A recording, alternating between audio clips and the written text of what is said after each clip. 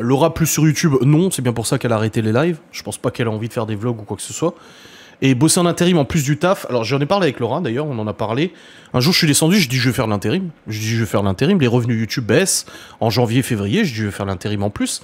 Mais le problème c'est qu'aujourd'hui YouTube me prend 40-50 heures par semaine. Oui, ah oui, oui, ça bosse. Me prend quand même beaucoup de temps.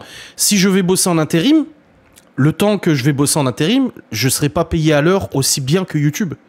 C'est juste un choix. Si je décide demain de faire 25 heures d'intérim par semaine, et encore c'est compliqué à mi-temps et tout de trouver, allez, je décide, je fais du l'intérim à temps plein. Selon les boîtes, ça paye plus ou moins bien, parce que là, Laura où elle était, ça payait pas tant que ça. Pour l'intérim, c'était vraiment pas bien payé. C'est pour ça, la dernière fois, je regardais un reportage de Jiraya, et il disait, il parlait de l'intérim, et il y en a plein dans les commentaires qui ont dit, ah, c'est la planque, travailler en usine à intérim. Geoffrey, il a bossé en intérim en usine, il se faisait des putains de paye. Laura, non. Elle était vraiment pas... Je sais même plus combien de l'heure elle était payée en intérim avec les IFM et les ICP. Donc les indemnités de fin de contrat et tout ça. C'était pas ouf. Donc si demain, je vais bosser en intérim, je vais gagner entre 1005 et 2000 net. Mais aujourd'hui, sur YouTube, je fais plus que ça. En étant à la maison, présent pour les enfants, présent le matin pour les emmener à l'école, pour les chercher, le soir pour faire à manger, pour prendre les rendez-vous, etc. Donc c'est pas une flemmardise en me disant non, je vais rester sur YouTube parce que c'est confortable. Non, c'est juste qu'aujourd'hui, YouTube me rapporte encore, même si ça a baissé un peu et tout en janvier, février ou avec les périodes marketing, ce n'est pas une bonne idée. Et combiner YouTube plus l'intérim, je vois pas comment ça serait possible. Si je bosse en intérim à temps plein, les vlogs, ça sera quoi? Ouais, je pars au boulot. Ouais, je suis rentré du boulot. Au bout d'un moment, faut pas se foutre de votre gueule non plus, vous abonnez. Ça serait, oui, ça ferait double salaire, mais ça serait quoi le contenu des vlogs? Juste le soir quand on cuisine et puis ça s'arrête là? Non. Nous au boulot, pas de bijoux, ni de vernis, faux ongles, etc. Oui, après c'est pour des tafs.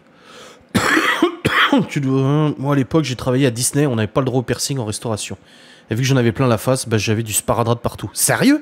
Tu mettais du sparadrap? Oh bordel. Oh Seigneur. Après, voilà, je comprends que dans certains tafs... Moi, je peux comprendre que dans certains tafs, certains profils soient refusés. C'est pas de la discrimination, c'est un fait. Tu vas travailler dans un hôtel de luxe ou un truc comme ça, t'es tatoué sur le visage ou machin. Autant ça peut plaire à certaines personnes, mais autant il y a certaines personnes, certaines clientèles, certaines cultures, etc., qui ça va choquer. Et je peux comprendre, et je dis, ok, c'est ok, tu vois. Mais autant il y a des trucs qui sont aberrants. Il y a des choses qui sont totalement aberrants. Surtout qu'il faut quand même... J'en parlais avec la coiffeuse l'autre jour. Avant d'être coiffeuse dans ce salon, elle était coiffeuse à domicile. Et je lui dis, bah, t'as arrêté? Elle m'a dit, oui, j'ai arrêté. Elle dit, parce que c'est infernal. Et elle dit, tu te rends pas compte, les gens, comme ils sont crades. Je dis, bah, ouais, il paraît. Moi, ma mère est... Bon, ma mère fait le ménage, mais dans des collectivités. Mais ma belle-mère, elle fait le ménage chez des particuliers. Des fois, elle nous dit, c'est les gens, des fois, qui sont les plus fortunés, qui paraissent les plus propres sur eux, qui sont les plus dégueux. Et la coiffeuse, elle m'a dit ça. Elle m'a dit, une fois, j'étais chez une dame, je lui faisais les cheveux et tout. Il y a sa copine qui est arrivée, super bien sapée, bombasse, machin, la blonde et tout, tu vois, trop bien foutu. Elle m'a demandé une prestation, je suis allé chez elle, c'était dégueulasse. T'osais même pas marcher. T'aurais même pas marché pieds nus, quoi. C'est ouf, quoi. J'ai bossé en plus de la fac, donc juste pour le samedi dimanche. Et après, plein la face, c'était nez et en dessous de la lèvre et nuque. Bon, ça va encore. Donc nez, là, comme Laura l'avait, et nuque, ouais, bon. Et puis elle fait les montages. Bon, Laura, elle sait faire des montages, mais c'est CapCut, quoi. Vous voyez, il y a des primes qui regardent le vlog, là. En avant-première. Eh ouais. J'ai également fait de l'intérim à l'entreprise, j'y bossais à chaque vacances, honnêtement, j'étais bien payé. Bah, certaines boîtes payent bien, ça c'est sûr. Mais là où Laura a bossé, c'est vrai que... De toute façon, au début, elle a postulé pour un poste et elle devait faire les journées. Finalement, ça s'est transformé en 2-8, plus heures sup. Et elle a été payée. Je veux dire, voilà, elle a été payée plus que le SMIC avec les IFM, les ICP. Mais en réalité, elle était payée au taux horaire du SMIC et c'était vraiment pas ouf. Alors que là où Gaston bossait, lui, c'était une autre boîte. Il nous a dit, il faisait des fois des 2005, 3000 balles, net. Bon, après, il bossait le week-end et tout. Mais il faisait des heures sup aussi, mais il était grassement payé. Je dis, là, Geoffrey, où il bossait, il me disait combien il gagnait, mais il gagnait super bien sa vie, quoi. Donc l'intérim, dans certaines boîtes, en tout cas, ouais, ça paye vachement bien, quoi. On en parle de l'intro terrible de l'enquête. Ah ouais? Alors, c'est pas un poème connu, c'est un poème généré par ChatGPT, hein, aucune honte. Et je sais pas, j'étais pas super fan de ma voix, mais après, bon, bah, ça a plu, tant mieux. Expérience j'ai pas d'expérience de salarié en soi. Les seuls moments où j'étais salarié, j'ai fait de l'intérim quand j'avais 18 ans. J'étais Reaper, donc éboueur, pour me payer mon PC portable. Après, j'étais salarié en tant que technicien informatique dans une entreprise en Suisse pendant 10 mois. Et après, j'ai plus été salarié. Donc c'est vrai que souvent, il y a des discussions comme ça à l'intérim. Moi, je ne connais rien, moi, je ne sais pas. Les IFM, les ICP, je savais pas trop non plus. Je savais qu'il y avait ça, mais je savais pas comment ça marchait, rien du tout. Ça fait super bien, j'aime beaucoup. Bah merci, c'est gentil.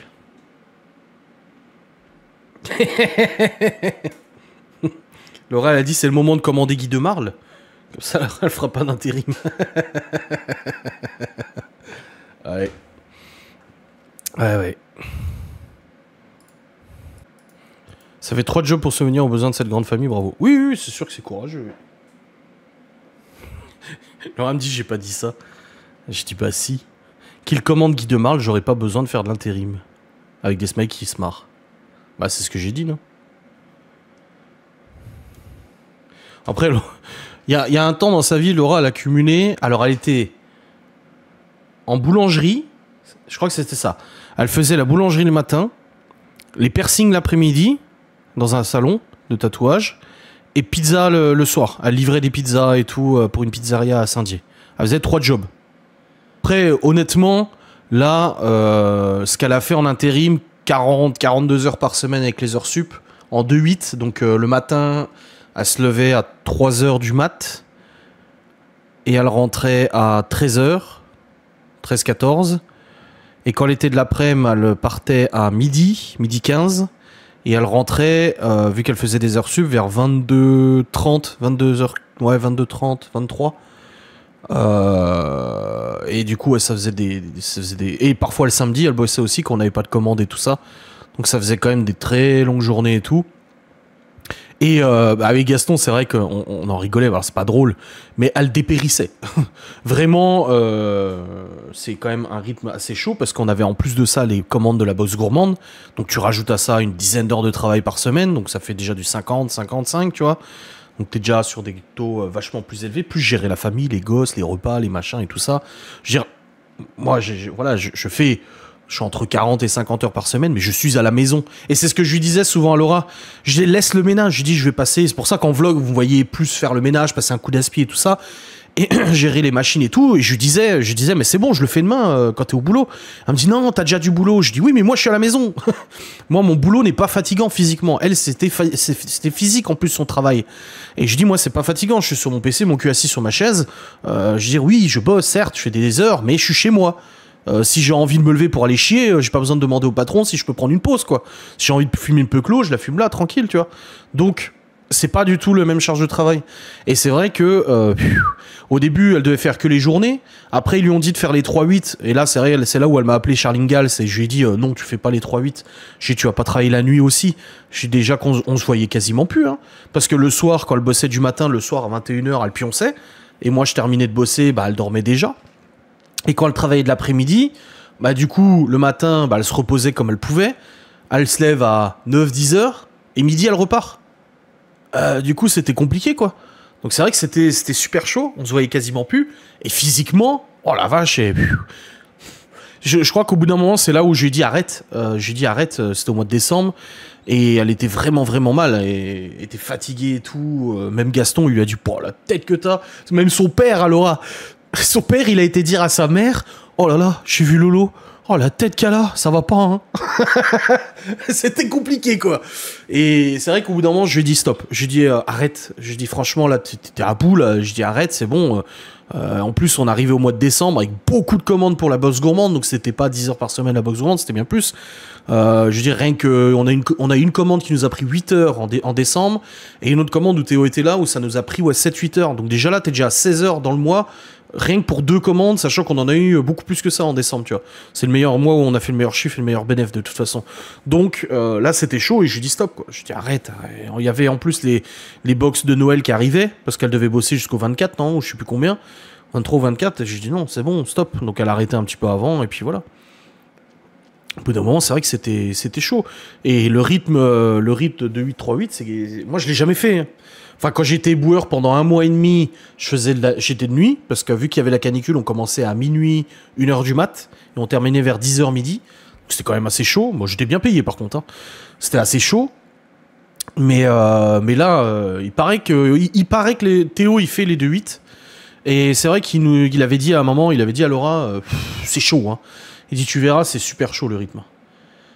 Gaston qui me voyait, qui me disait, mais va au lit, toi t'es fou, qu'est-ce que tu fous là? Oui, oui, des fois elle venait, mais qu'est-ce que tu fous là? Va au lit, putain. Oui, c'est vrai. Ah ouais, non, c'était hardcore. Hein. Mais elle a tenu et elle l'a fait. Hein. Elle l'a fait. Mon père, il a fait les 3-8 pendant 20, 30 ans, il a fait les 3-8. Mais après, quand le rythme s'installe, je pense que c'est plus simple. Enfin, c'est plus simple. C'est plus... voilà.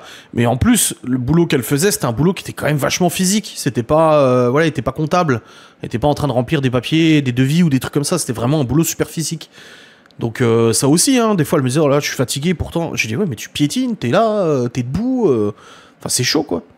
Mais je pense que c'est les gens qui l'ont déjà fait qui peuvent se rendre compte. Moi, je l'ai pas fait, donc je m'en rends pas compte. Mais quand j'entends Gaston, sa femme qui a bossé aussi dans ces domaines-là, mon père qui a fait aussi 3-8, machin et tout, j'entends les gens tous, Théo qui dit ah, c'est fatigant et tout, je me dis ouais putain ça a l'air. Et puis après quand tu vois sa tête, oui c'était fatigant quoi. Mon beau-père a fait les 3-8, c'est compliqué. Ouais. Après ton cerveau s'éteint et tu fais comme un robot. Ah ouais, et puis elle oubliait des choses et tout, elle était à la masse, etc. C'était compliqué. Oh là là là là là. C'était chaud. 3-8, c'est quoi? C'est matin, midi, tu travailles matin, du matin, de l'après-midi et de nuit. En gros, tu as une semaine où tu vas travailler de nuit. Donc tu pars à 21h, 22h et tu reviens à 6h du mat. À peu près globalement, c'est ce que mon père faisait. La semaine d'après, tu vas faire du matin. C'est-à-dire que tu vas partir à 4h du mat et tu rentres à midi, 13h. Et la semaine d'après, tu fais les journées. Donc tu bosses l'après-midi, en gros. Voilà, mon père, il faisait midi 23h ou 22h, je crois. Ça dépend des entreprises, les horaires. Mais en gros, c'est ça, les 3-8. Pareil, moi, c'est des termes que je connais pas plus que ça. Moi, je connais parce que mon père le faisait. Mais les 2-8, je savais pas, tu vois. C'est matin et après-midi. Enfin, tu alternes chaque semaine et tout. Et je crois que mon père, oui, à l'époque, il faisait 3 semaines de nuit, une semaine du matin, une semaine de l'après-midi, encore une semaine du matin, une semaine de l'après-midi, et il refaisait 3 semaines de nuit de suite. Je crois que mon père, il avait 3 semaines de nuit d'affilée. Mais après, ça paye plus, hein, le travail de nuit. Hein. Et c'est vrai qu'on en une semaine matin, une semaine de nuit, une semaine d'après-midi, voilà c'est ça. Et c'est vrai qu'on en parlait avec ma mère l'autre jour, et même mon père il l'a dit à ma mère, aujourd'hui ce n'est plus possible de vivre avec un seul salaire quand tu travailles comme ça. Aujourd'hui, de nos jours, alors nous on est 7, donc forcément c'est beaucoup de dépenses, hein, il faut être clair. Quand les gens disent oh là là, l'autre il dit qu'il gagne tant, et alors qu'il part jamais en vacances et tout, oui mais on est 7 à la baraque. On est 7. Et tu as les 5-8. Ah bah c'est ce que mon père faisait, les 5-8 alors, c'est ça. Travail de nuit, tu peux passer à presque 1000 en plus en bossant de nuit. Ouais. Ouais, bah oui, ça paye vachement plus, ouais. En général, c'est 5h, 13h, 13h, 21h, 21h, 5h. Oui, parce que du coup, les équipes s'alternent. Tu as pas d'horaire fixe, c'est des horaires hebdomadaires, quoi. Ouais, c'est ça. Ouais, c'est ça, et je sais plus ce que je disais. Bref, moi je connais pas tout ça. J'ai le privilège depuis maintenant 15 ans. J'ai quel âge? Oui, j'ai le privilège depuis plus de 15 ans d'être à mon compte. Alors ça n'a pas toujours été facile. J'ai eu des faillites, de gros problèmes financiers, fichier Banque de France, etc. J'ai eu des bonnes choses aussi. Hein, je vais pas dire que voilà, j'ai quand même eu des belles choses et tout ça. Mais